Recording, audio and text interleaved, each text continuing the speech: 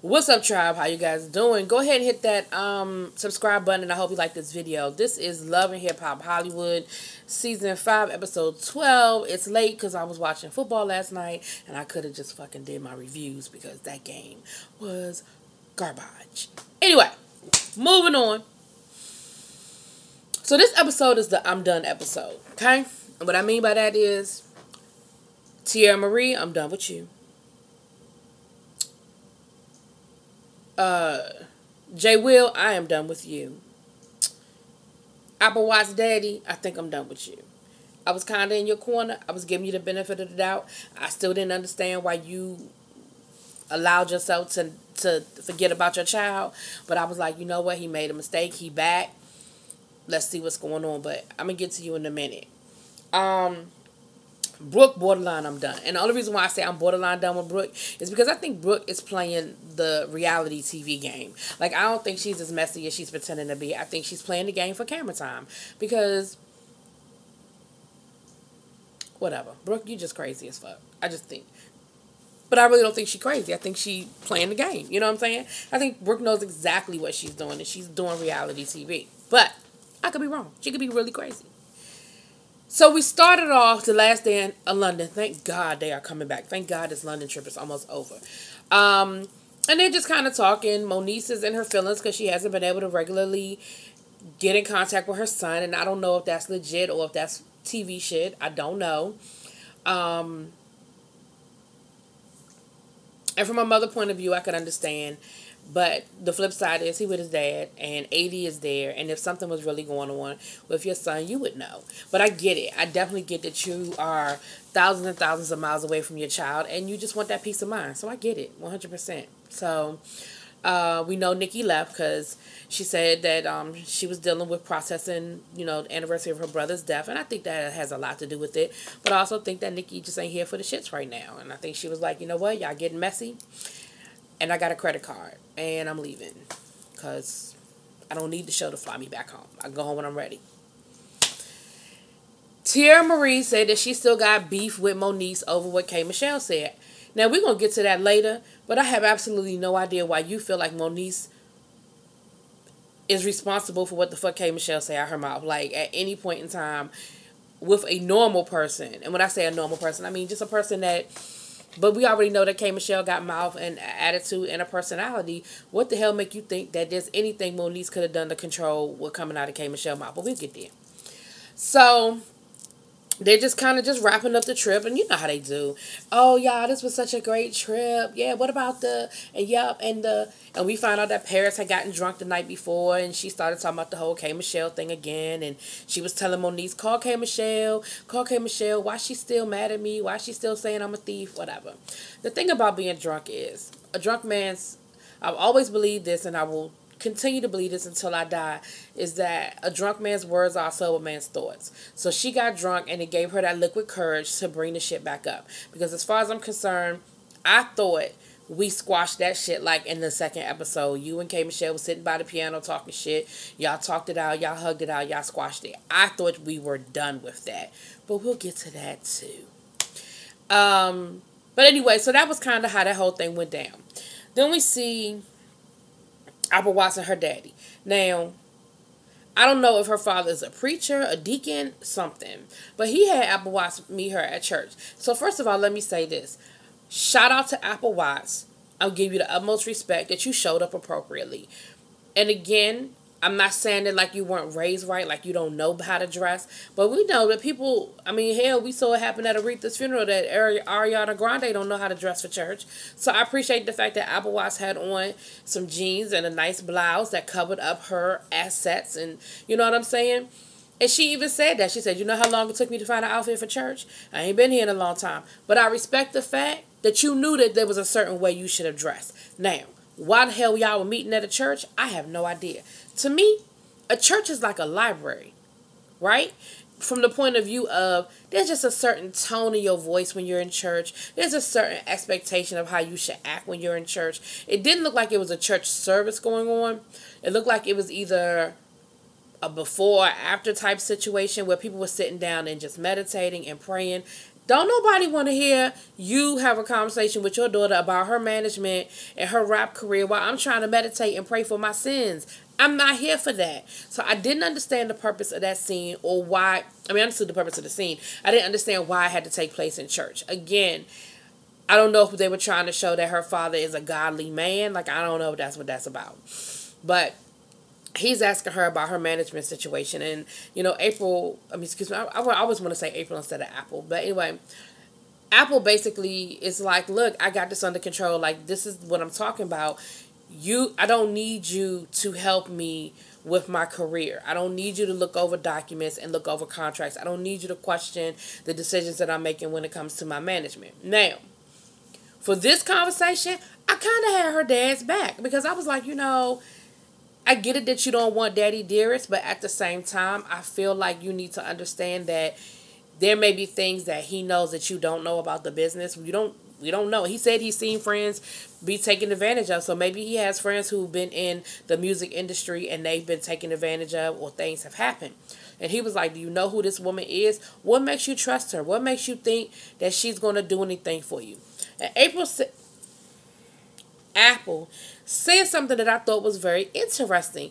Apple said, I trust people until they give me a reason not to trust them. Now, wasn't it just last week when she went and got on the I won't be disrespectful. When she went and danced instead of showing up for a meeting with the lawyer, because she said she just don't trust her, and she just doesn't trust people very easily because people have let her down and she just got a hard shell. So why the fuck you saying the exact opposite now? Well, all of a sudden now you saying that you trust people until they give you a reason not to. No, you don't.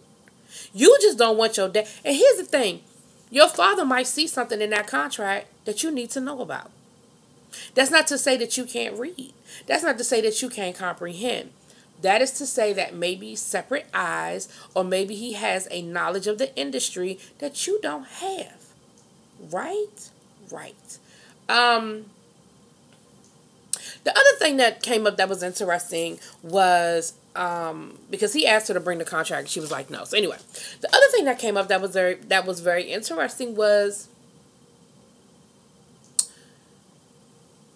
she said she got a DUI and she had to do 3 days.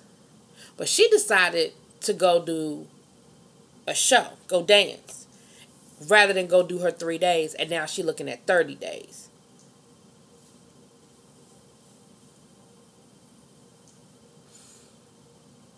At what point, Apple, did you think showing up for jail was an optional situation?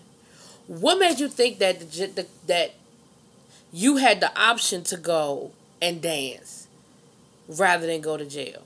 What? Please tell me, because I don't know. Where they do that at? Now, she said that she acknowledges that she made some bad decisions and now she's looking at 30 days.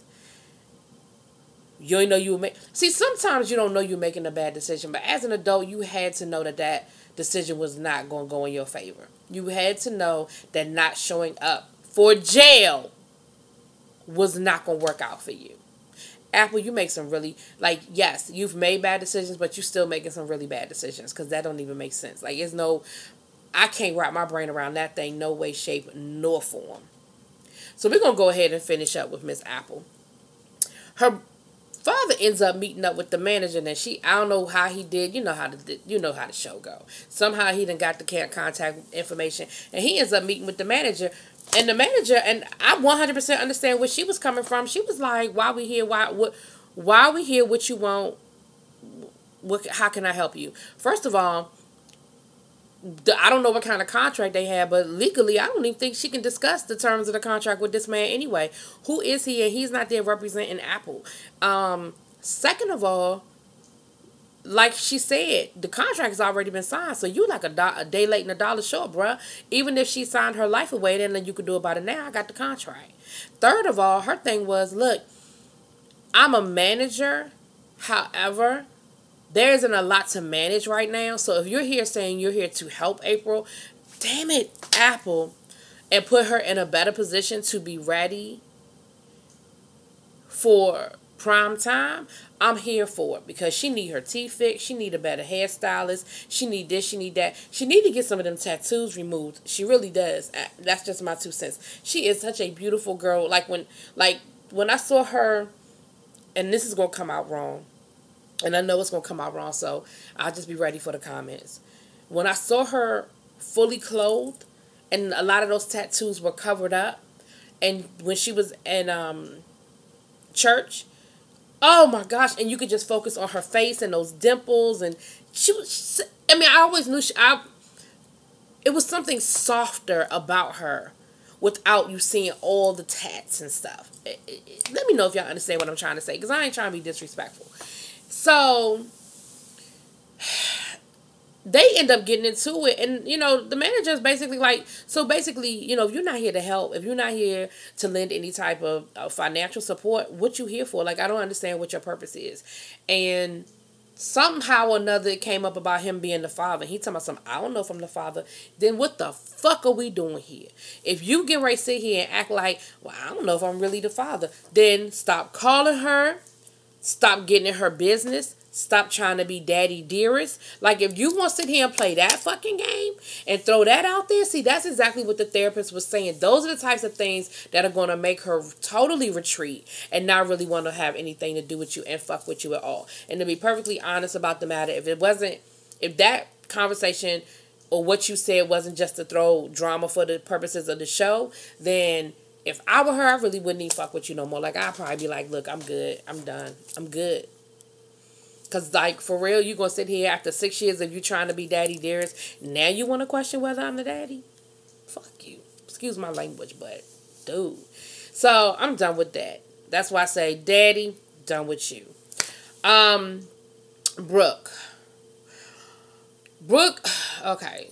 So, Bridget has a photo shoot. Brooke goes with her. She invites Moniece. Brooke says that her and Moniece need to clear the air because there's still like an elephant in the room dealing with the recording session. Now, I'm going to say this. I think I said it when it happened, and I'm going to say it again.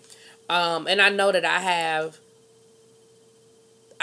the information that Moniece went public on her Instagram about really how bad her mental state was filming this season and how she really didn't want to do the show anymore and how, she's mentally really in a bad place.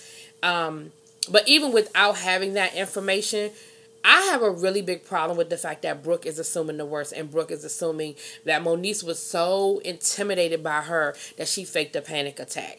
I didn't even address that shit last week when Rockstar was joking and Ray J was joking about it. Like, I didn't even dwell into it because Rockstar is such a fucking asshole to me. Like, I don't even want to deal with him either. He is grotesque. Like, he is just, asshole doesn't even do him justice. But Brooke, for you to just keep acting like Moniece did this on purpose and she was just, I'm just afraid to sing, so I'm going to pretend like I'm having a panic attack. And that you still think it's a joke. Like, that bothers me. And again, Brooke, I think you playing games for the cameras, but it bothers me that you would play like that's a joke. But anyway, her and Moniece had a conversation. They sort of cleared the air. She let Moniece know that she did get into the booth and she sang the song. And Moniece was like, you know what? You can have it. Like, you could just see that there's no fight in Moniece. Like, the Moniece 2 seasons ago would have fucking, like, snatched her wig off and threw it into the river right there where they were. You know what I'm saying? Like, you could see that there's just no fight in her. She said, you know what? She said, even though I think what she did was kind of like a sucker move. She didn't say this. I'm putting these words in her mouth. I appreciate the fact that she at least let me know that happened.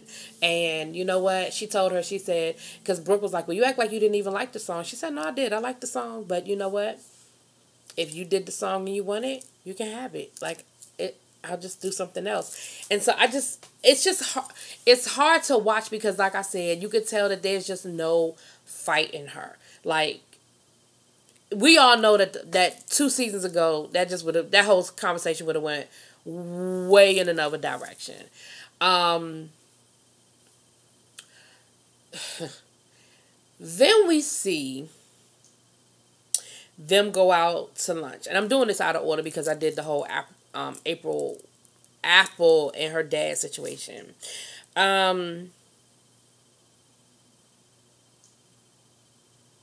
I want to make sure I got everything with that conversation with Moniece and Brooke, because I took my notes, y'all. I took my notes. I just want to make sure I got everything because I'm about to move on. Okay, before I get to that conversation, let's talk about J. Will. J. Will, you another one that I'm done with, and I'm going to go ahead and take care of you and get you out the way, too, because I want to finish up with Tierra, with this whole situation with Tierra, because I'm done with her. So, J. Will. This whole situation with J. Will is so ridiculous to me. So J. Will goes to Mr. Ray, basically with his tail tucked between his legs, to beg for the spot that he basically threw away and told him to kiss his ass. Because he knows that Just Brittany canceled on them, and he knows that there's a slot open. So he goes to Mr. Ray. Mr. Ray was like, let me tell you something about your raggedy friend that you done brought up through here. We didn't offer her the job, and she done turned us down and left us hanging because we got her name on all the flyers. And so J. Will was basically, he apologized, and he said, I apologize for how I came in here. I was a little abrasive, but, I really would appreciate if you would let me perform. And Mr. Ray gave him some good shit. Mr. Ray was like, look, understand something. I hear what you're saying about how you want to do J. Will and you want to bring J. Will out and you have plans for J. Will and you're sort of over the whole Candy thing. He said, but understand something. Candy is your moneymaker. Don't kick her aside to the point where you alienate people and they don't want to book you at all. He was like, make money. You can still do J. Will, but in the right era, in the right arena. He was like, Pride ain't the time to bring J. Will out. Pride is for Candy. This is what people want to see. This is what's going to get the crowd lit. He was like, now you can go do another type of club, another type of situation, and bring out J. Will, and it's no problem. And his thing was, it's not that I didn't support you or even support your dreams. I'm your friend. But at the same time, it's a time and a place. Is what he was trying to tell him. And I feel like, J. Will, you should have been fucking listening because he was really giving you some good advice. And he really wasn't telling you anything wrong, in my opinion. So, but the whole time, J. Will is in his confessional saying, yeah, I'm telling you what you want to hear, but wait till I get there. I got a surprise for you. So he shows up. He does Candy. He's Candy. He's doing what he's doing. And then after he does his performance, he calls out Mr. Ray on the stage talking about something. And there was a promoter here who didn't believe in me. This is Pride. It's supposed to be about being you. And he won't let me be me. He's trying to repress J. Will and stop J. Will from shining. Mr. Ray was like, who he talking about? He talking about me? He was like, what the fuck? And he told him, he said, this is so unprofessional right now. He said, I'm not going to address you on stage. I'll talk to you over here. And he pulled him aside and he told him, he was like, yo, what the fuck? Like, what is all this about? He said, understand something. Again, you are at Pride. Pride is the time for all of these, for the colors, for Candy, for the flamboyance. He was like, Pride is not the time to be talking about how our ancestors oppressed us, which is what J. Will came out there talking about, and they ended up kind of going at it, and I think J. Will really think he did something. No, what you did was made yourself look like a fucking fool.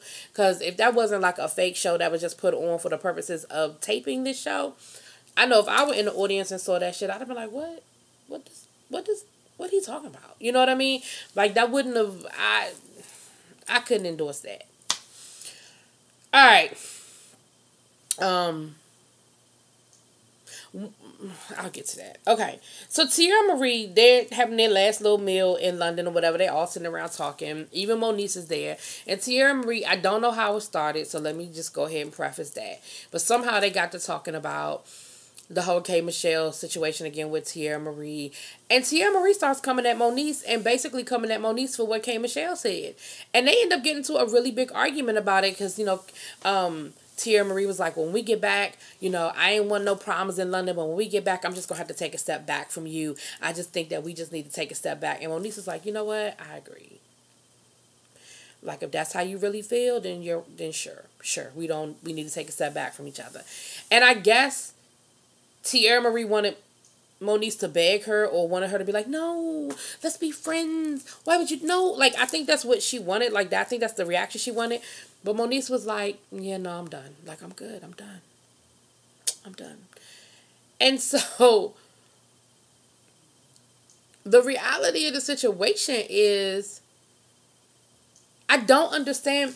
I do not understand what Tierra's beef is. What makes you think that Moniece, number one, she in London with you? What do you possibly, and she tried to say, well, you know, people are repeating things that I told only you. And Tierra was like, and Monique's like, are you sure you only told me? Because there are some times where there are things that you think you only told me, but other people know, and they didn't get it from me. Like, I think she's very nicely trying to let her know that either A, you telling people shit and you don't remember you telling people shit, or the other person involved is telling your business, a.k.a. Akbar. Because if that's what you're talking about. Then she goes all the way back to last season with Cisco. Who gives a fuck about Cisco? Who gives a fuck about anything about that whole situation? She said, because for real, this relationship should have been done after the intervention. Moniece was like, well, if that's how you felt, why were you still calling me? Why were you still texting me? Why were you still, you know what I mean? Like, if you felt that way, then you were the one that reached out to me. I didn't reach out to you. So it ended up being a big argument, and Moniece was just like, sure, if that's how you feel. And once again, I say, there's no fight in this woman, which is not a bad thing. I'm not complaining about it, but I'm just saying we see that she is over all of this. She's just over all of this. So we back, everybody back stateside. Everybody back home. We see Brooke go to Akbar, and basically, clearly Brooke and Akbar have a relationship, because Brooke, you know, Akbar said, you could have been, you know, you could have been the one, and she was like, yeah, well, I wasn't trying to be a part of no harem. Like, that's just not how I rock. So it seems like Akbar done shot his shot at everybody. And everybody seemed to know that it was going to be a group situation, except for Tierra Marie. Because when he came Michelle, he didn't deny it. Brooke said she knew about it and that he asked her to be a part of the harem. So how Tierra ain't know? How everybody else in Hollywood knows except for Tierra? Anyway, so then we see, so, I'm sorry, Brooke and Akbar are talking, and Akbar was like, look, me and Tierra been kicking it up until now. Like, she, the whole situation with the press conference, he said, I thought me and her was still together until she did the press conference, and I saw the press conference. I didn't know we weren't even a couple anymore. And, he said he flew her to Texas to come see him, and she was in Texas visiting him before they went to London. Brooke was like, you got receipts? He said, yeah, I got my receipts. So we see Brooke, K. Michelle, and Moniece having lunch. And Moniece let K. Michelle know that Tierra was mad at her about what she was saying. K. Michelle was like, I don't owe her shit. I don't have no loyalty to her. I don't owe her nothing. So what's she worried about what I'm saying to Akbar and how she bringing you into it? And Moniece was like, exactly. Brooke shows up with the receipts. I'm just going to cut to the chase because it's running long. Brooke shows up with the receipts that Akbar done gave her, showing the plane ticket where Tierra Marie done came and flew out with him. He said that he got sex tapes with him. He got more sex tapes with him and Tierra after the press conference. He has a videotape showing the two of them kissing and hugging and at the airport after the press conference. And basically, Tierra Marie told him that she would drop the lawsuit if he would drop his harem. And he told her no. Let me tell y'all something, how I'm done. Let me tell you how done I am with Tierra Marie. Here's the thing. I was trying to give your ass the benefit of the doubt. See, you the reason why shit like what happened with Brett Kavanaugh goes on. You the reason why motherfuckers question what women say. Because people out here falsely accusing people because they done found themselves in an embarrassing situation or a fucked up situation. And at the end of the day, real victims get questioned and real victims end up going through the ringer because of dumb shit like this. If this shit was just for the show and it didn't spill over into real life, I'd be like, whatever, this is a storyline. But you involved a legitimate, now, people can say what they want to say about Gloria Allred, but she legitimately goes after these cases. So this is not no bullshit case. This was all over the internet. And you're using precious legal time, the court's time, court filings, and all of that. People act like that's not a big deal. It is a big deal when you wasting the court's time over some bullshit. And they need to press charges against your ass for falsely claiming knowing good, because Akbar said he know good and damn well it ain't, that she knows good and damn well it ain't him. So, Tierra, I'm done with you. I'm done with this storyline. And at this point, I don't even care to discuss it any further. It looks like next week, Brooke confronts Tierra about with the receipts or whatever. And Tierra does what Tierra does and get mad and start talking about something. But what I do is my business. But it could have been edited a certain kind of way. All right. Last but not least, we see Paris is, she got the movie. I already talked about that. We see her with Amara Lenegra talking about the movie. Cool, happy.